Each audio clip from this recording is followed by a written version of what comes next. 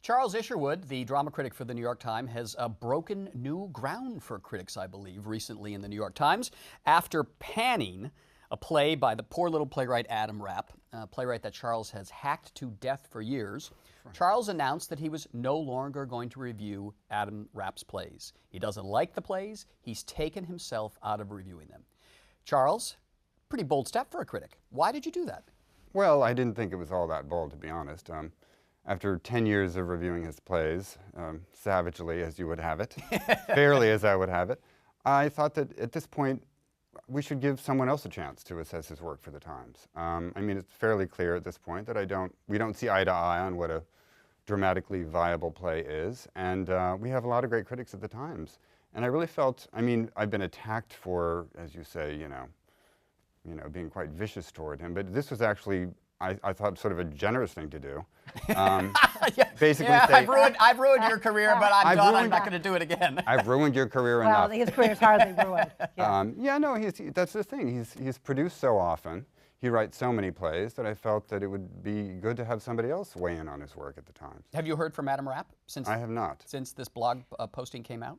No. But Charles, you're one of the two most prominent critics at the New York Times, and Adam Rapp, a Pulitzer Prize nominee, has certainly earned the right to be covered by one of the main critics at the Times. In terms of the caste system of the theater, is it really kosher for you, such a prominent critic, to slough him off and say, well, I won't cover him anymore?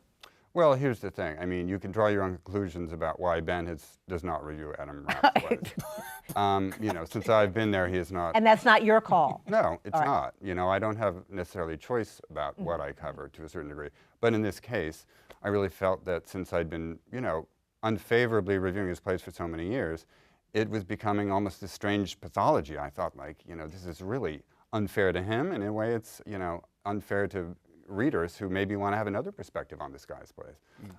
So I'm hoping, and we have good critics. I mean, yes, you know, there's me and Ben on staff, but we have a lot of talented writers who write reviews for us. Oh, absolutely, absolutely. Yeah, it's just that you have the status. Susan's point is well taken. If you and Ben, you know, the two most powerful drama critics in America, have decided that this guy is no good, we're not even going to bother, isn't that even more insulting?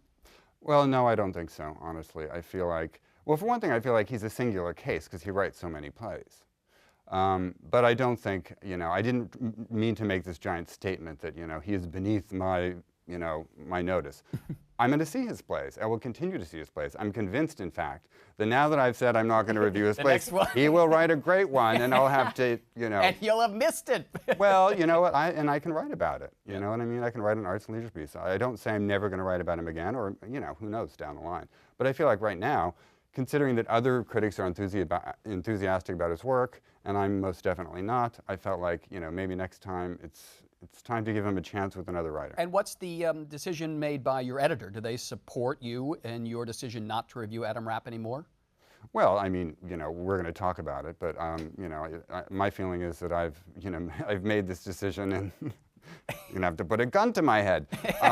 Or poor old Adam Rapp's. Yeah, no, you know, I think they were they were happy about, well, they were certainly happy about the piece. I got some good feedback from people at the Times, and they were, you know, happy about the many mean things people said about it too, I'm sure. Yes, and with the response to the piece, what did people say who objected to this? Well, there were all sorts of things. I mean, very often when you look at those comments, you realize that people aren't necessarily responding to what you specifically wrote, but to their general, they have an animosity toward you about some review you've written. I mean, I got a lot of, you hate all young playwrights, you're trying to destroy the theater, or you only like Sarah Rule, and, you know, blah, blah, blah. And the fact is, if you look at the new playwrights I've been enthusiastic about over the past 10 years, they're not all the same. I mean, Tracy Letts does not write the same kind of play as Sarah Rule, or Annie Baker, or Will Eno. I mean, you're your favorite, Tom Paine. Well, a lot of these, yeah, I mean, there you go. There you go. You know, I think I have fairly Catholic tastes, contrary to what people would, you know, these people seem to think. Somebody said to me the other day, you give it to him for Tom Paine. You know what? You can't win. You write bad reviews,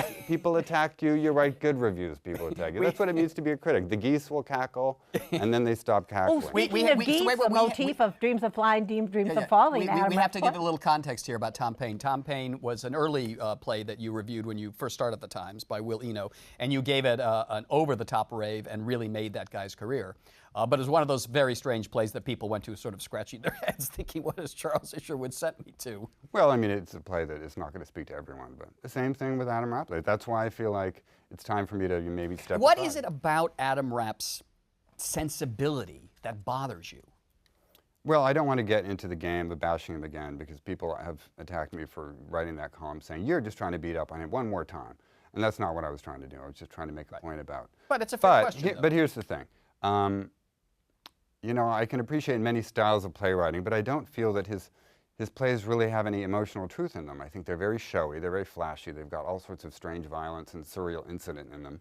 But it doesn't really seem, you know, I go to plays to see a reflection of, or an illumination of life. But he's and making a social commentary. Let him finish. Not in my view, he isn't. He's making a false one. But Charles, I did see Dreams of Flying, Dreams of Falling. Even the title sounds about, awful to me. Which is about, he's attacking rich people, but it was, as John Lars said, campy. I mean, it was a little heavy-handed in parts, but I found it entertaining, and it certainly was attacking a class of people that I thought deserved to be attacked. Good. The New York Times can hire you, and you can review it. No, because I cannot write the way Charles Isherwood can write. Well, I feel it was doing it in such an obvious way that, as I say, does not draw on the way, you know, people of that ilk generally behave. So it was, and you know, using imagery that was borrowed from other plays. I mean, the ending was clearly drawn from The Goat, and you know, he just has people behaving bizarrely for no apparent reason. Now, his plays are sort of hyper heterosexual. Are you a heterophobic critic, Charles? I don't think they're hyper heterosexual, to be honest.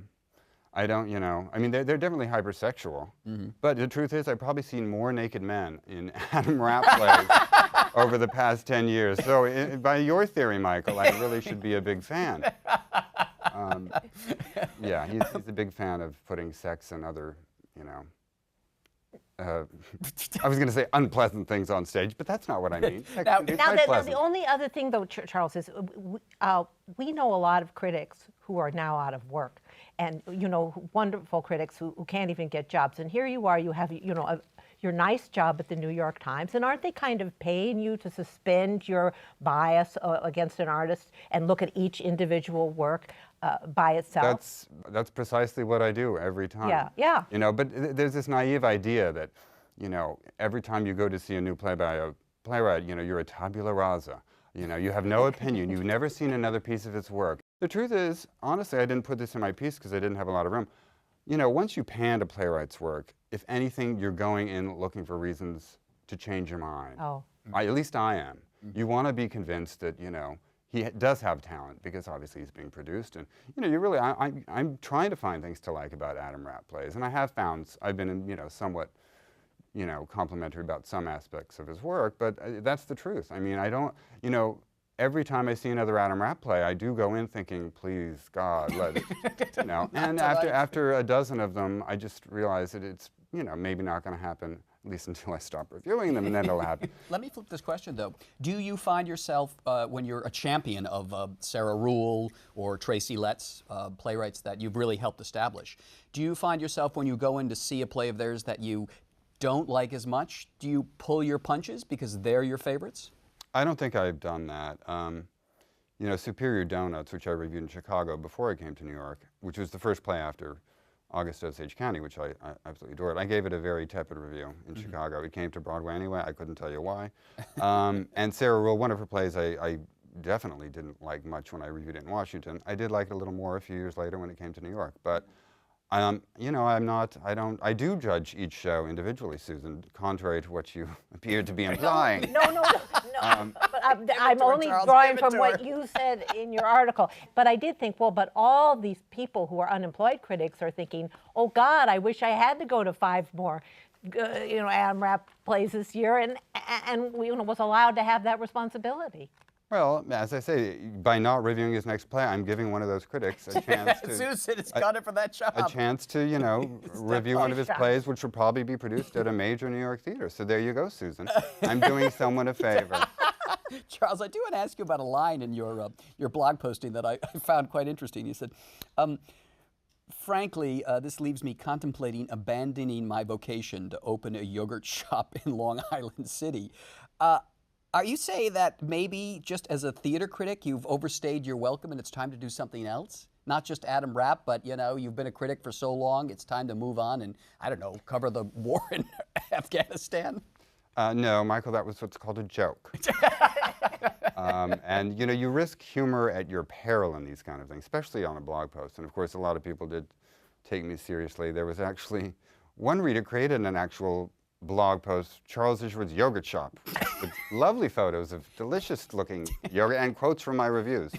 I couldn't quite figure out what the connection was. But that's just one of this larger sense. Eric Bentley once said that you really should only be a drama critic for 5 years, and then you should move on and to do other things. Is there some truth to that?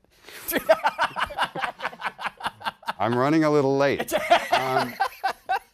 I think it actually depends. Eric Bentley wrote, reviews for many, many more years than 5 years. Yeah, it was 5 years at Like 90. at the New Republic, and then he stopped being playwright. Well, And that's Frank fine. Rich eventually he hung it up. Well, he did it for 13 years. I mean, I think every critic does have a lifespan. I'm hoping mine extends. Well, I'm still enjoying it. I mean, people will jump to the conclusion that I'm just so disgusted, you can't stand. But the fact is that Adam Rapp is such a singular case. He has a very strong voice, and he writes, well, he doesn't write 5 plays a year, but he wrote 5 plays this year that I had to review. So it has nothing to do with how I feel about, in fact, I just saw a fantastic play last night that I would love to talk about. Which was? Sons of the Prophet. Oh, by? It was by Stephen Karam, which it was one of those things, it reminds you how much you love theater. So, it's absolutely untrue that I'm completely jaded and cynical and want to open a yogurt shop. Although, if anyone's got some capital. The way newspapers are going, Charles, I may dish the yogurt out with you. All right, we just got to wrap it up, but very quickly, Charles, in addition to Adam Rapp, want to give us a couple of other playwrights that you hope never to have to review again? I most certainly do not, Michael. I've already been, raked over the coals. And as I say, it's a case that he writes so much that, Yeah, exactly. Well, it was a provocative, a bold statement that you made and got a lot of chatter on the New York Times. And we want to say, Adam Rapp, if you are watching, you are welcome to come on Theater Talk and respond. Why isn't he here now? What fun that might have been. That would have been great. Charles Isherwood, great critic for the New York Times. Thanks a lot for being our guest on Theater Talk. Thank you. Susan, you were really a piece of work. You're hilarious.